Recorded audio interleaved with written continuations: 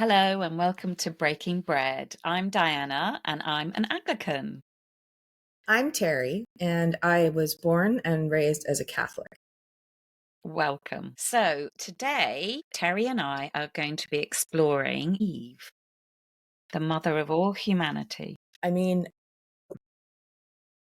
I don't like giving the devil any airtime.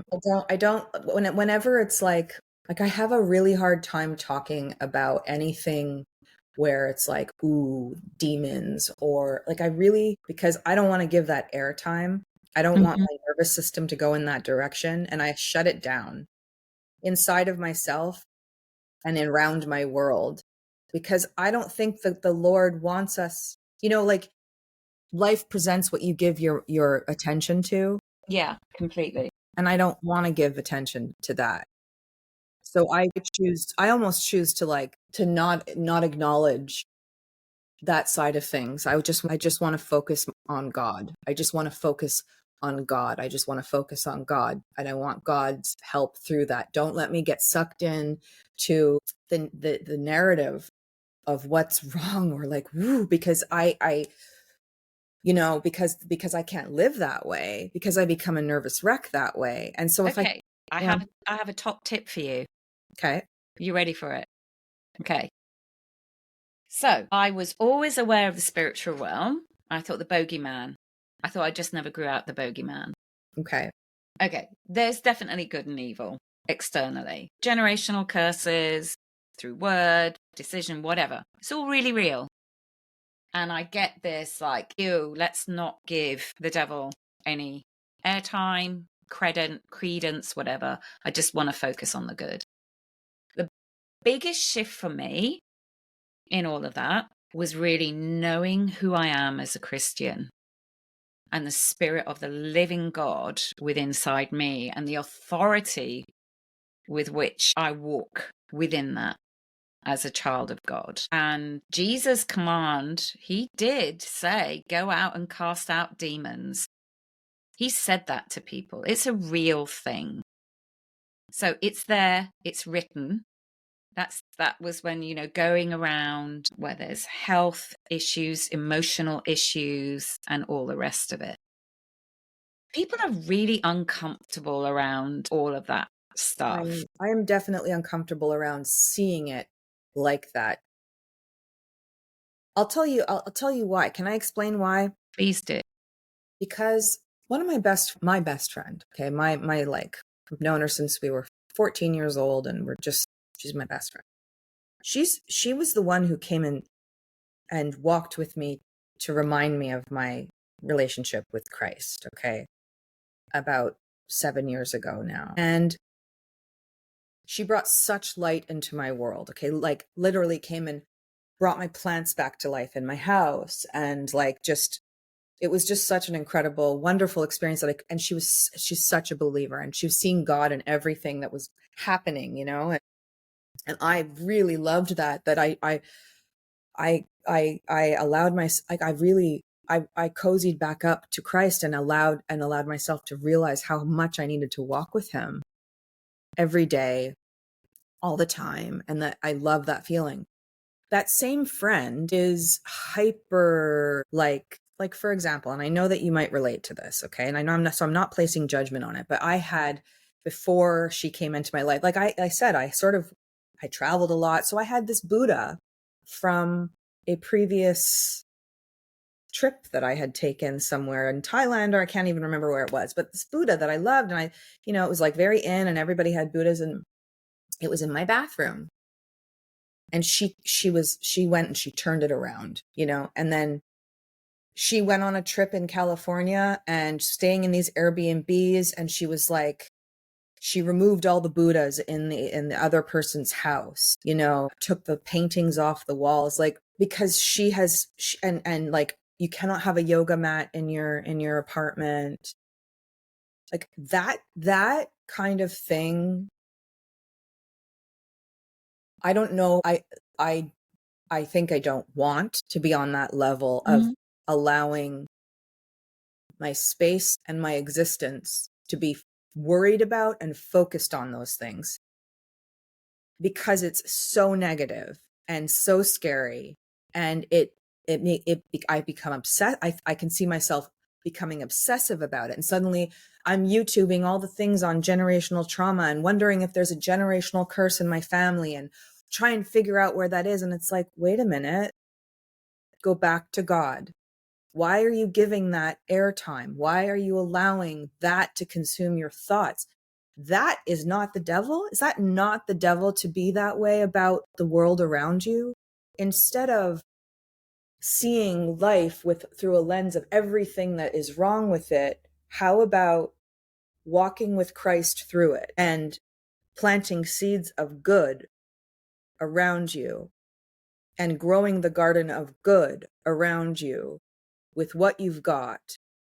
Because trying to fix the past, okay, I'm going to say a lot I realize I'm saying a lot of stuff that's probably going completely against the grain of what it means to heal from all of this stuff. But if the switch is flipped to a rewind and we're going back into our histories to fix who we are now, I know how important that is, but we aren't living in a move forward kind of perspective. And I know all too well with my own struggles with mental health, my whole life being, prone to depression and anxiety and all of the things. Okay. I know that if I live in that mode of, oh, that Buddha carries with it the devil, and oh, my plant might be, what's wrong in my house? My dog was mad, a extremely challenged dog. That must mean that there's something wrong with me, that I carry a curse. Like, absolutely not. I will not go there, because that is a very dangerous place to play in psychologically, physically. I cannot do that to my existence. And it takes away from God. The good seeds, the seeds that should prevail. I don't want to plant seeds of despair into my future. I want to plant seeds of God's love for me. I want love to be my future.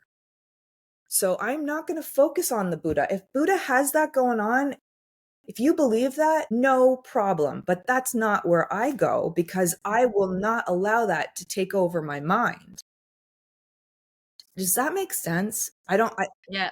No, I'm hearing you on all of this. When people are very engrossed in spiritual warfare, there's usually a lot of trauma stuff going on.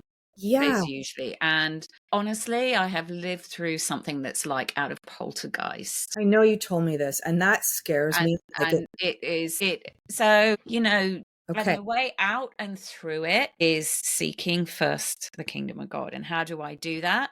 Yeah. I have my daily prayers. I follow Falder Brennan. It's an old Welsh monastic place. You can go there now. And they take scripture and they've made it into this prayer for morning, noon, and night in different versions. And then you have spaces to pray your own stuff. I think unless you are dealing with something that is in your face, like I had to deal with, it can be going on a witch hunt. So it's been brought into your consciousness, but at the heart of it is knowing who you are in Christ and seeking him in your everyday. He's given us intellect, understanding, and you create your environment. There's all sorts of stuff around you. You bring what you want into your environment that connects you better with your faith. Whether it's your home, where you work, the people you spend time with, is what draws you closer to God. And then if you need pruning, man, we talked about plants and how that came alive. I find that really interesting. I notice with my plants, I don't buy plants. I keep being given them. And I've got some plants back from my mum. And just like this orchid my mother gave me, like I have not loved it. But it's loved too. blooms and it blooms and it blooms. And just like different people have given me. And I look at them and I notice them, like how they're doing and how the relationship with that person is. Carbon copy. I had a yucca plant given to me when I was pregnant, or some rubber plant. And when I was heavily pregnant, this thing just flowered and flowered and flowered. It's my plant. It was in an office. So that's quite interesting. I do think our physical environment definitely impacts our spiritual For sure. well-being. For sure. I mean, I know that, and I know that being aware of it's really important.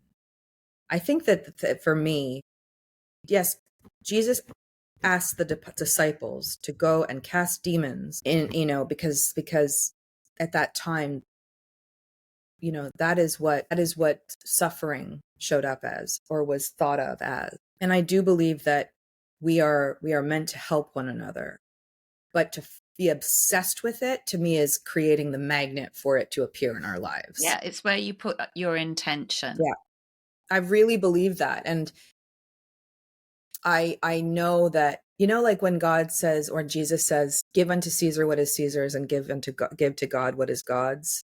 When the people are rebelling against the Roman Empire, and they're, angry and asking Jesus, like, well, what, Caesar's asking us to give all these taxes and all these, and so should we do this? Like, you're telling us about this God, like, should we do this?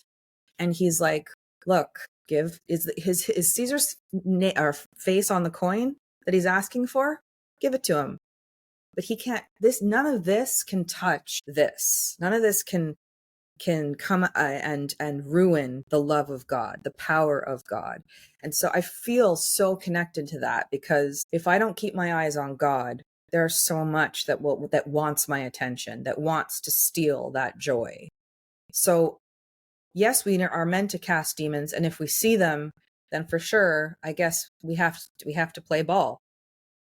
I just don't want to. Either. I mean, like if you want to, spiritual warfare is a whole separate thing, and it's like, And I find what I'm thinking about in World War One, they Mm-hmm. sent a bunch of ill-equipped people to their deaths, the trenches. It's utter atrocity. Horrible what it did. They were not equipped. And it's the same with spiritual warfare. Like, you have to be trained, you have to have an understanding. Like, I think in the Catholic Church, it's priests only, and even then it's what have you, and there's a sense of authority within that. So in terms of, the devil and his demons and what have you, if you don't know, or you don't understand, you're playing with stuff, that you just, whatever. I think with your friend, like with like creating the environment and what have you, where is the power of the living God walking in you? Wherever you go is bigger than all the bad things around you. It doesn't matter what have you. But you and I have walked into places and there's a bad atmosphere and you have to leave. And it's nothing to do with the people. It's just like, whether it's a neighborhood, a building, or what have you. The food, the something, yeah. There's something that cannot be right, and you remove yourself from it. And God does bring challenge within that. So I do, the challenge is, I guess, with thinking about spiritual warfare, is that there's all sorts of different expressions of that, from, casting the devil out, I rebuke you, everything's the devil, that when stuff goes wrong, what have you, to the most powerful, wickedest way to sort of defuse a situation is stand still and invite the Holy Spirit. Peace is the antidote to chaos. Correct. I love Lauren Daigle's line, worship is my warfare. Yeah. And people say that all the time, but I'm not a big singer. Like, people would say that to me all the time. Okay. Like, praise your way through it. I'm like, I can't even speak. Okay. Like, I cannot speak. So for me, it was prayer and praying God's word back at God. Yeah. That got me out of a very bizarre situation, like utterly bizarre. And that wasn't to do with mental states. Like, we've talked about the peace of God coming, that you can't make it up. It will just come. It's an external presence that comes. You might be peaceful already, all your calm, centered vagus nerve, all in line. But it's even bigger than that and more gentle that will come on you. And it's the same with darkness. It's an external environment that you have no control over that can literally come into your zone. And what people, there's from what I've read, from my lived experience and what I understand, there's definite hierarchies within the spiritual realm, good and evil, from what I've witnessed. And there's definite legal ground. God is a legalist. Whatever anybody says, you can come to God freely, but there is conditions. Otherwise, what is the point in Jesus Christ? That was a transaction. And people always say that I've heard over and over again, you just accept, just love, whatever. But God is a God of justice and mercy. He's God of both. He hates the things that happen in this world that are terrible, terrible, terrible. There's so much wickedness. So there had to be a payment for that. But people always think of him as like some mean guy that's going to give a really horrible, unkind sentence to somebody, rather than that's a really bad thing that happened there that requires a payment.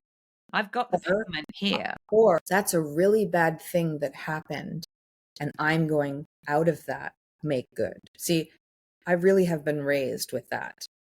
So how do you mean? So I'm just thinking, just in the news today, like I don't even want to give it airtime, but a daughter was killed by her father and he's trying to get away with it.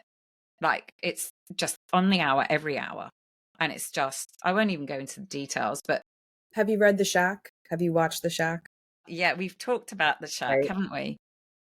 It reminds me of that a little bit, which is, it's a hard one, but it's because God knows we chose free will. Back to Adam and Eve. We chose free will. We chose choice. We chose our own ability to make the decisions and lead our life.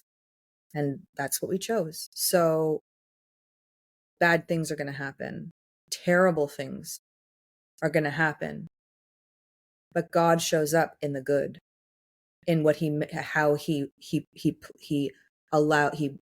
plows the whole scene and plants a seed of good in it. Somewhere, something is going to come of that, where beautiful moment of realization, someone's growth, somebody is awakening, something is going to come out of that it doesn't come from the law, the justice system, how we treat him. Even the way that we treat the man that just killed his daughter is important, because God is a God of mercy. So if we act eye for an eye on situations and feel justified because God would say that this is wrong to do something about that, we are plummeting into the problem. It's really hard, but that is, I've really been raised on that since I was like, I can remember. My mom is always the strength in our family to remind us that even at the toughest and most horrible and the darkest of times, that God will bring good out of this. It is like the only thing that keeps me going. So what this is reminding me of is when I was first a Christian, my mentor, she was so lovely. We spent hours doing this kind of chat, and gosh, it's gone from me now. About God's intention was not that man would have to judge man between good and evil, and that the curiosity of taking the apple was knowing the difference between good and evil. So once we took on that responsibility, we then judge each other, and we carry that responsibility for judgment. So every time a judge sentences somebody to death, they're carrying that as a responsibility. Every time a soldier kills another soldier, whose responsibility is it? Is it theirs? Is it the country? But how we choose to treat our prisoners ultimately. So we don't have the death penalty anymore in UK. Okay. Since I think 1950s. They used to hang people. Still in the States in certain parts of it. Yeah. Yeah. And there was this, how we treat our prisoners speaks volumes as well. It's quite interesting. Somebody I met when we were talking about domestic violence, and that women prisoners are a really small percentage of the prison population here. And a lot of women in there have murdered their partners because of years of just really unhealthy relationship. And this person, I think we've talked about it before, this person was working in the beauty salon that was being set up within the prison to rehabilitate and provide more skill set for the women. And they had to leave that job because the hardest part for them was, although these women were very likely to have been really violently abused, they were utterly remorseless for murdering their abusers and were of the attitude that they got what they deserved, and that the only way they got what they deserved was by them dealing with them. Right. And I know that we feel that pain. And I know that, the Hebrew Bible, the Old Testament is all about eye for an eye. And that's one of the reasons why Christianity speaks to me so, so much, because I really get the peace that comes from not giving in to the pain that endorses our pursuit of hurting other people or doing the same thing back. I really have witnessed that myself. It's painful. It's really hard to not get justice and to see that justice in the way that we think justice should show up. It's really painful. But it's not our narrative, If we really believe that God is the author of life, like he's got a different plan and we're not aware of it, and God sees it all. He doesn't miss a beat. He saw it too. I love that. When I saw someone's Instagram post, God saw it too. Leave it alone. It's like, it's true. He saw it too. And he knows that it bothered me a lot. He knows that this really hurt. This all started with Eve. Isn't that interesting? This was all supposed to be about Eve, and we're here now. But isn't that why we're here? I know. That's what I mean. Like, it's so neat that we've talked about all these different things. We didn't talk about the feminist perspective. We didn't talk about, why did Eve, the woman, have to eat the apple? And, the typical conversation that you hear about Eve. We talked about all the things that happen that are out of our control, that bad things that happen that we want to try and fix, that we think are wrong, and they are wrong, and so they feel wrong, and they're terribly unjust. But it calls us back to the author of life, God. I don't know. I think that's so powerful. And that God is more than his word. That's right. Yeah, big time. He's in us. Live and breathe. We have our very Body being. and soul. The body is God. That for me, we should really just have an episode on the body, because I'm really feeling that a lot more lately. Understanding how the body holds on to things that we thought we let go of, and how my body has not been associated with God. I don't, it's all up here, and the danger of that. I think that's your thesis that I would love to talk about. Yeah, it's so, well, what's so lovely is that, mainstream clinicians are recognizing the importance of our bodies in holding emotions. And then, geneticists, when just understanding when a child is born, it being a two-way thing, you still hold a part of your child within your very makeup, and then your child holds part of you, although they're completely new, and they will hold other people. Just it's so complex at so many levels, and yet so simple if we sit and listen to our bodies. So something that I do, when I'm doing an onboarding session, I've got 3 exercises. I've got a little backstory where people have got a series of questions just to start thinking in 3 different levels. And it's quite interesting, on the spiritual side, seeing a couple of times people associating that with the community around them rather than a spiritual thing, which something other than themselves. And it's just a really simple body mapping exercise that kind of came out of when I was a practicing aromatherapist, and you have to take like a bit of a history of a person. Like they would remember this is as an aromatherapist, they would remember sort of all sorts of aches and pains that their body was living with, but there was a memory and an emotion with that memory that was remembered in a very physical. Let me take a bit of history here. And so with clients, the very first thing that I do is a really simple body mapping exercise. And we just have 3 breaths, and people can keep their eyes open if they want to, because people feel more safe sometimes. But as they relax into it, people end up closing their eyes. And I'm not asking them to do anything apart from just notice. And we go from head to toe and then just open. That's when the awareness comes that they have a disconnect with their body. So But interesting. not right away. No. They just notice parts. Like that they didn't even know existed. Like they haven't felt. Or they hadn't remembered, or, oh yeah, I noticed that, and that makes sense in another way about another thing. And I remember one person witnessing an exercise like this, and they colored the whole of their body. And I was like, wow. And it was pain, but they were aware of it all, rather than, oh, it's just my shoulder or this, that, or the other. But they were aware of their whole body. And often when you're living with a chronic condition, just to cope with the everyday, there's a kind of a disassociation with your body. But I had a curious thing that came up that I think I shared in the Being Kind to Yourself episode, where I realized I was enjoying going to the gym to be stronger for old age.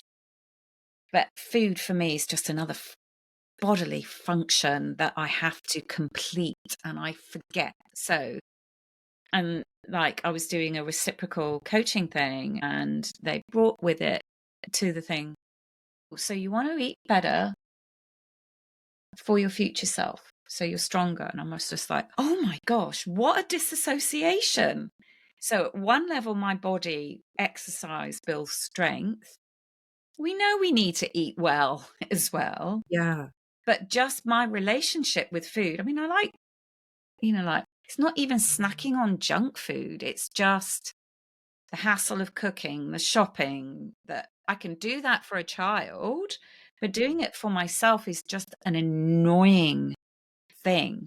So trying to really work with my why, which is I want my physical body to be well late into life, and eating affects that. I know it, but Me it was a too. I'm blind really, spot. It was an utter blind spot. you know what? And that's beautiful. I love knowing that, because it's a blind spot. It was a blind spot for me for so long. I know it is for my sister. We were such workaholics for a while that we would forget to eat. Like we would just forget. And then I'd get so stressed that I couldn't eat, or I could only eat junk, like bad food, because it was comfort. Like there's so much with that. And I'm happy. I'm lucky because I like to cook. So cooking for me is a way of getting into the ingredients and loving the experience, and really feeling the nourishment when it's good. But yeah, I really hear you when you say that. And so that's an example of awakening to the body's relationship to the wholeness that you can feel in Christ, in God, in our faith. And like the spirit within us, like that, people will talk about the vagus nerve, our life Yeah. began at our belly button, that sort of breath in, and people talk about breath a lot. It's And never worked for me. I've tried. I really struggle with it, but I can cope with 3 breaths in, hold, out. I can just do 3. I can't do anything more than that, and I can just notice, and that's grounding. And another really helpful thing is when things are whirling round that brain and I don't have the bandwidth to write, getting a giant glass of water and just drinking to just calm everything down and focus on drinking for 10 seconds. That's a massive challenge. And Big, it just takes it all down a level without having to think my way out of it. Or without having to like, okay, I'm going to go to the gym. I'm going to do, it's like so much of my body has always been like going to the gym, getting memberships that I don't use and wasting money. And like that has been my relationship to the body for my whole adult life, maybe taking a dance class here and there, but like it doesn't have to be like that. You're right. There are so many small, daily, tiny little things, that you can do. Even like I've learned that if I hug myself like this, I can really calm myself down, that I like that. Or taking my blankets and like pulling them tight and tucking behind my back. It's like a sense of, I know my body feels better because I'm doing that, So yeah, you're reminding me that it doesn't have to be this extraordinary, like, event in order for it to be about the body. It can just be how we take care of ourselves every day. Oh my gosh, this has been so profound. It's 11 o'clock here. This has been so good. Thank you. Well, thank you, Terri. I love our chats. Me too. We can But I just will, go wild. So, just thinking about how we come to a close, our intention with this podcast is to invite curiosity and kindness. So, we really want to create that atmosphere for people to be able to be curious, be able to have actually quite deep dive conversations. But, we're not going to please everybody all the time. And how we do that, we're still learning, aren't we, Terri? We're still, we've talked even before we were press record about being comfortable, about being on camera, having these conversations that we have in our private lives a lot with people, and that people are not often comfortable with having. And it's almost, I guess, part of the intention is also to dismantle shame and to be able to have hard conversations in kind and respectful ways. yeah, and to just be able to allow people to feel and say what they need to say without feeling judged, Corrected, even maybe. corrected. And that it's really okay to be curious. That's it. Even, I'm just thinking of Eve. I just think of her as somebody who's very curious, who made a massive mistake because she was drawn by her curiosity. And then just sort of closing on that, thinking, where do I allow my curiosity to take me? Is it delve deeper? Or is it on a distracted path? I don't know. I will be more cognizant of that, I think. Terri, what do you want to sort of close with on your reflections? Oh, that I always feel better after these podcasts. I always feel, I'm so glad we do it on a Monday because I feel like it starts the week off and gives me that ability to really have a conversation that I feel respected in. And I feel like it's not about saying the right thing or impressing anyone. It's just about allowing myself to understand my relationship with God and with other human beings, and that it's about growing in faith, And I feel that today's conversation was meant to be the way it was because Eve's story is all about doing the thing that we were told not to do. And we all look at like, oh my God, the fall. But out of that fall, look what God created. Look what God gave us. God found good out of that and has brought how much time, like how much has happened since that fall, that I love that. I love the power of God. I think that's what I'm realizing this morning for me, is that I'm so happy to know that and to feel that more than I have ever before. That's what this has done for me, that power of God. That I feel closer to it after this conversation. I feel that joy, I feel the joy of God's power. Isn't that interesting that you were had the space to be curious, to ask the things that are really on your mind, that really frustrate you, that, or maybe we won't go there on that one, or what have you. And there's no kind of correction or adjust your sails. You get to do that. But you've had the space. And this is often I've seen this time and again within the Christian faith. We know that we must do this thing. That I'm going to take forgiveness as an example. It's a really bad thing, and we go for forgiveness. We touched on it with prisoners, but then that doesn't give space for the anger about the injustice, and just allowing that anger all the space that anger needs, because God's angry about that thing too. That's it. Let that anger come. Let it just, it's fine to call it out. It's not, oh, and forgive them and let's understand what have you. It's a bad thing that's happened. And that kind of then gives more space from acceptance. It's what you then do with it after that. But to constantly tell yourself, I must forgive. I understand why that happened. I must forgive. I must forgive. You're bypassing. You're not even being honest with yourself. That's and it. God knows what's going on in your heart. That's it. So you're so right. That, you know, God is the ultimate life coach. He gives us the space to feel our feelings, to do it. He gives us that space and has us. He's God. You know what you're reminding me of? Forrest Gump with his veteran buddy who lost his legs. The shrimp boat. The shrimp boat. Yeah. And not Bubba Gump. Not Bubba Gump, the guy, you know who I mean?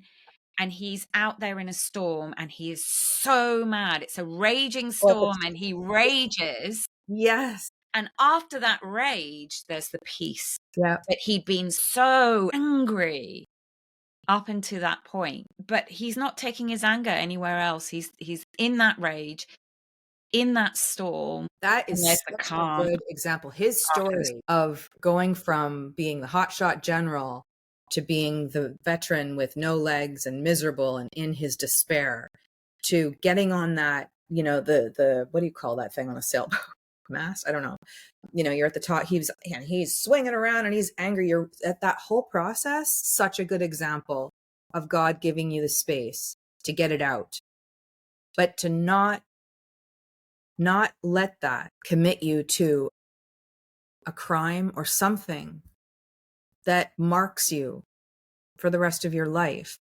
He was so angry with everyone. But there's something really interesting.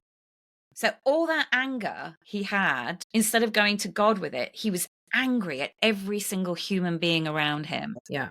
And I've shared this with you as well. Like, the only place to go with the level of anger I felt was up to the forest and have a really good rant. And then that was my Forrest Gump experience. And I've written about it on my blog, the duality of anger, and exactly what you say. But God does not sentence us to it. It's almost like, bring it to me. Stop hurting everyone around you. Stop expecting another human being to make you not angry anymore. Come to me, all who are heavy laden, and I will give you rest. It would be really nice if you said, come to me, every single bit of anger that you have, because that gives you so much energy. It also exhausts you, but it gives you a lot of energy. And I often say to my kid, there's two kinds of soldiers. There's one, and they both look amazing. They do amazing feats. One is driven by rage and injustice. The other is driven by courage and bravery, but they both do the same thing. That's interesting. So there's a powerful difference between rage and courage. It's not anger, it's utter rage. You know, your death thing, whatever. As opposed to, it takes a lot more for a person to be utterly courageous, like, this is wrong, I'm going to do what is right. And actually, the power of rage is huge, huge, huge. Gosh, we're going on again now. Oh God, I love this so much. I know I could do it forever. So thank you for this. Thank you. Thank you for being on this journey, Terri. And love it. And we probably ought to do, if you've enjoyed this conversation. Yes. Like, share, subscribe. Do all the things. Come and break bread with us. Come and be curious. Be kind. It's good to talk. Bye for now. Bye. Bye.